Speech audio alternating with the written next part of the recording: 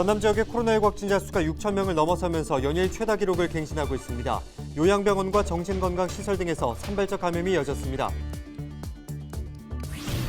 여수 경도 해양관광단지에 들어서는 고층 숙박시설을 놓고 갈등이 깊어지고 있습니다. 경관 침해와 관광 활성화 주장이 팽팽한 가운데 자칫 관광단지 진입도로 예산마저 반납될 위기를 맞고 있습니다. 국내 첫 전기로 가는 차도선이 목포에 취항했습니다. 승객 120명과 차량 20대를 실을 수 있는 이 선박은 오염물질을 배출하지 않아 깨끗한 환경 조성에 도움이 될 전망입니다. 제20대 대통령 선거가 5일 앞으로 다가왔습니다. 사전투표가 시작된 가운데 후보자들을 위한 유권자의 바람을 들어봤습니다.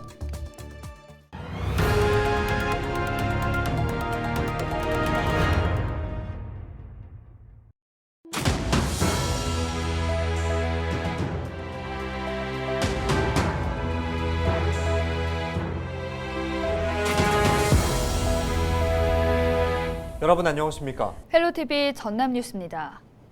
전남 지역 코로나19 확진자가 6천 명을 넘어서면서 역대 최대 수치를 연일 갱신하고 있습니다. 4일 0시 기준 전남에서는 6,412명의 코로나19 확진자가 발생했습니다. 시군별로는 목포 1,087명, 순천 944명, 여수 896명, 나주 629명, 광양 414명 등으로 집계됐습니다. 요양병원에서 모두 38명의 확진 판정을 받았고 장기 요양기관이나 정신건강시설 등에서 감염이 이어진 것으로 조사됐습니다. 전라남도의 20대 대통령 선거 사전투표율이 20%를 넘었습니다. 4일 오후 3시 기준 전남 지역 사전투표율은 20.6%로 전국에서 가장 높았습니다. 또 전라북도의 사전투표율이 18.32%로 두 번째로 높았고 광주광역시가 16.75%로 나타났습니다. 전체 사전투표율은 12.31%로 집계됐습니다. 네, 다음 주 수요일은 유권자들의 축제죠. 제20대 대통령 선거일입니다. 12명의 후보들은 전국 곳곳에서 선거운동에 열을 올리고 있는데요. 후보자들을 향한 유권자들의 바람을 들어봤습니다. 여론은 지금 서경 기자입니다. 선거일이 다가올수록 여야 후보들의 정쟁이 더욱 가열되는 양상입니다. 지역의 현안 사업을 놓고 부딪히기도 하고 사업의 방향성에 대해서도 이견을 보이는데요. 먼저 후보자들의 논쟁을 바라보는 유권자들의 이야기입니다. 대선 진행 과정에서도 이념 갈등, 대립, 적대의식 정말 너무 심각합니다. 그래서 사실 좀 통합의 정치를 하고 시민들을 포용하는 이런 것들이 굉장히 필요하고요. 헐뜯고 닳고 과연 이래가지고 남는 게 뭐가 있을까요? 그냥 나쁜 것만 지금 다 나오고 있어요. 그런 거 정말 싫어요.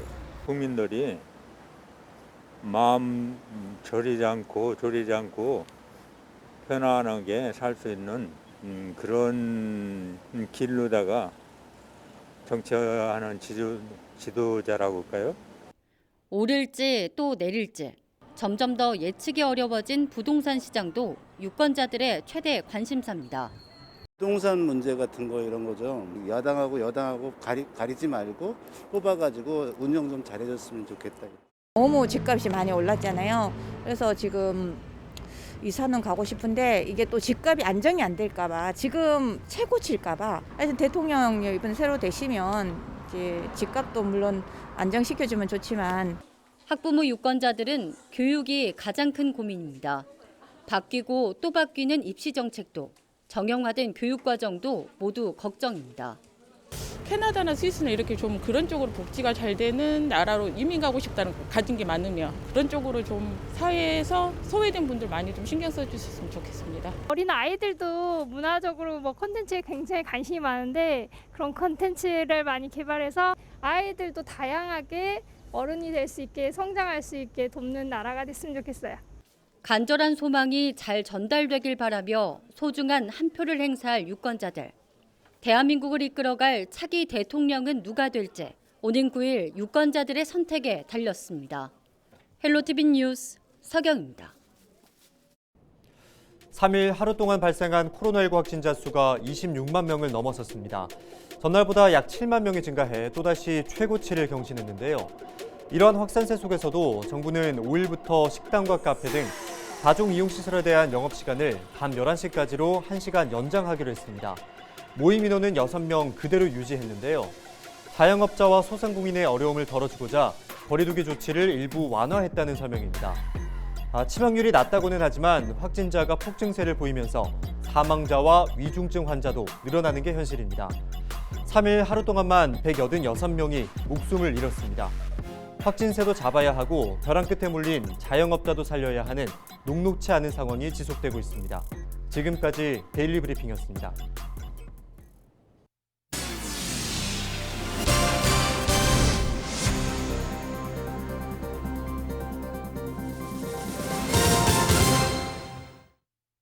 중소형 화물차와 승객을 싣는 차도선이 이제는 전기로 움직이는 시대가 열렸습니다. 섬의 수도로 불리는 전남 목포에서 국내 최초로 개발해 배를 완성했기 때문인데요.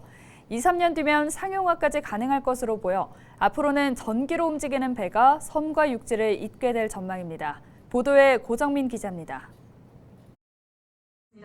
하나, 둘, 셋! 목포의 한 조선소에서 제작한 선박이 처음으로 대중에게 모습을 드러냅니다. 배터리를 장착해서 동력을 확보하는 이른바 전기차도선이 완성된 겁니다. 이 배의 핵심 기술은 전기를 저장하는 대형 배터리가 관건. 800kW급 배터리가 실린 차량 2대를 차도선에 싣고 1.6MW급의 전력을 확보하는 방식이 세계 최초로 도입됐습니다. 이 화석연료를 쓰지 않고 전기로만 움직이는 이 차도선은 지역의 민간 기업과 대학, 각종 연구소들이 참여해 이뤄낸 성과입니다. 우리나라는 저수간만의 차가 심해서 차량으로 이동하여 전원이 바로 공급되는 그런 시스템을 생각하게 되어서. 전기 차도선은 길이 60m, 무게 420톤 규모로 최대 차량 20대와 승객 120명을 동시에 운송할 수 있습니다. 시속 18km의 속도를 유지했을 때 2시간쯤 운항이 가능한 성능을 갖췄습니다. 차도선은 섬 주민들이 육지를 오갈 때 가장 흔하게 이용하는 든든한 교통수단.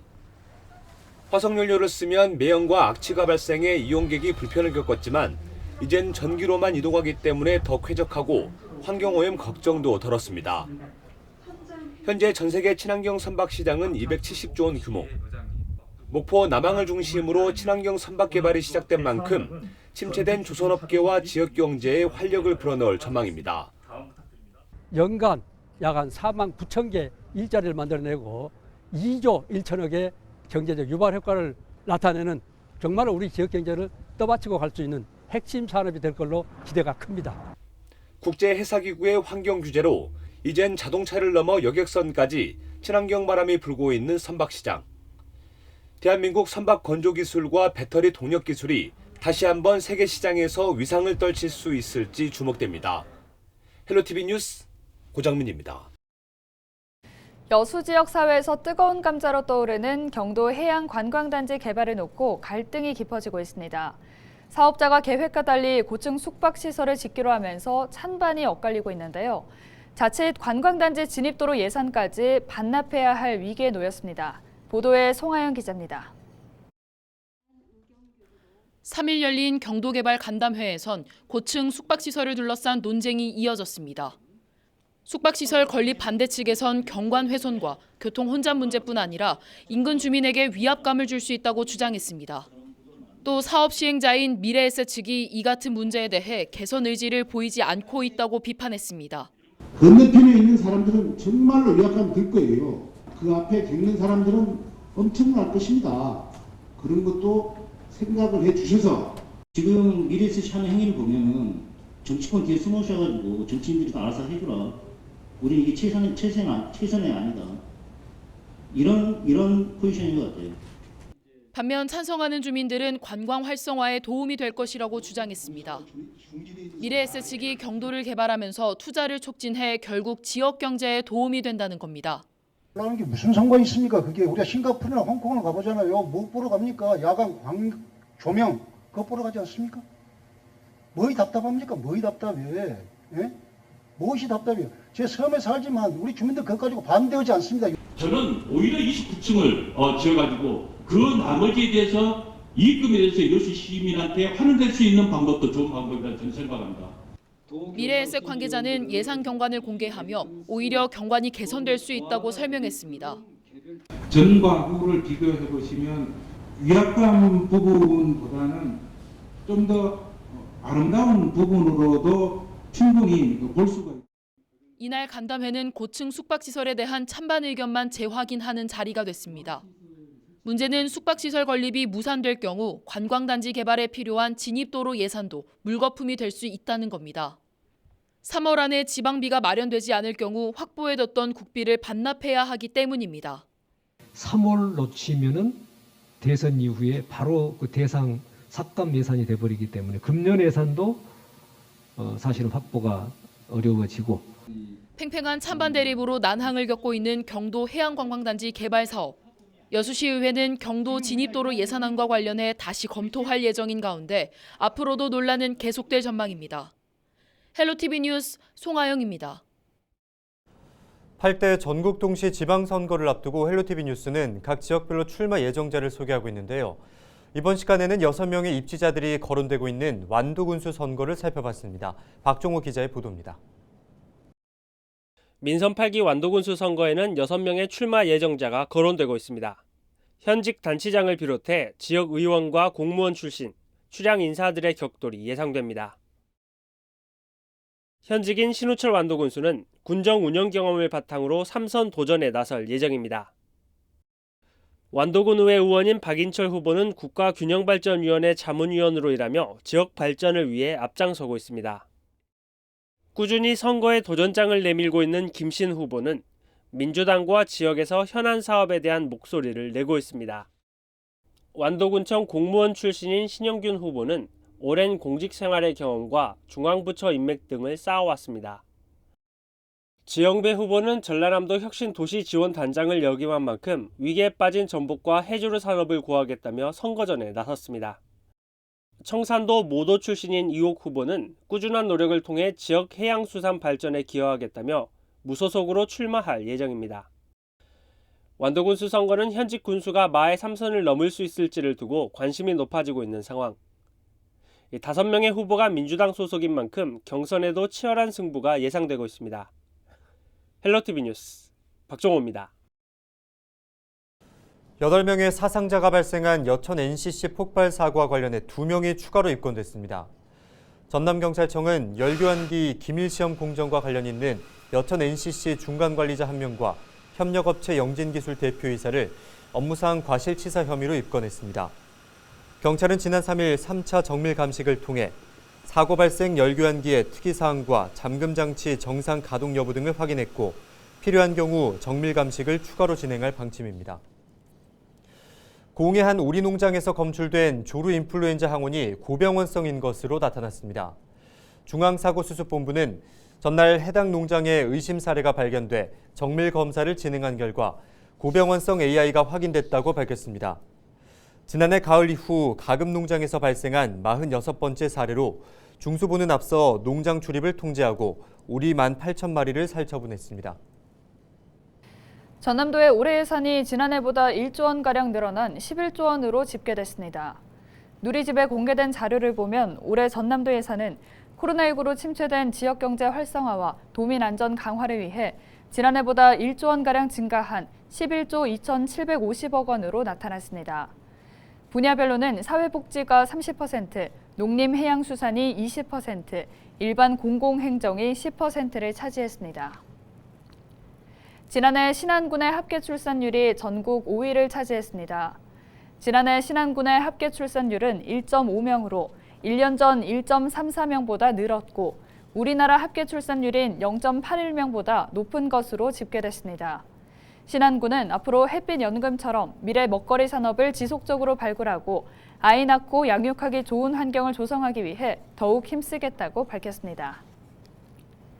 네, 헬로티비 뉴스 다시 보고 싶으신 분들은 화면 가운데 QR코드 보이시죠? 스마트폰 카메라를 켜서 가져다 대보시면 헬로티비 뉴스 유튜브 채널로 연결됩니다. 네, QR코드 스캔하는 앱을 이용하셔도 되니까요. 많은 관심 부탁드립니다. 저희는 언제나 지역 주민 여러분과 함께하겠습니다. 시청해주신 여러분 고맙습니다.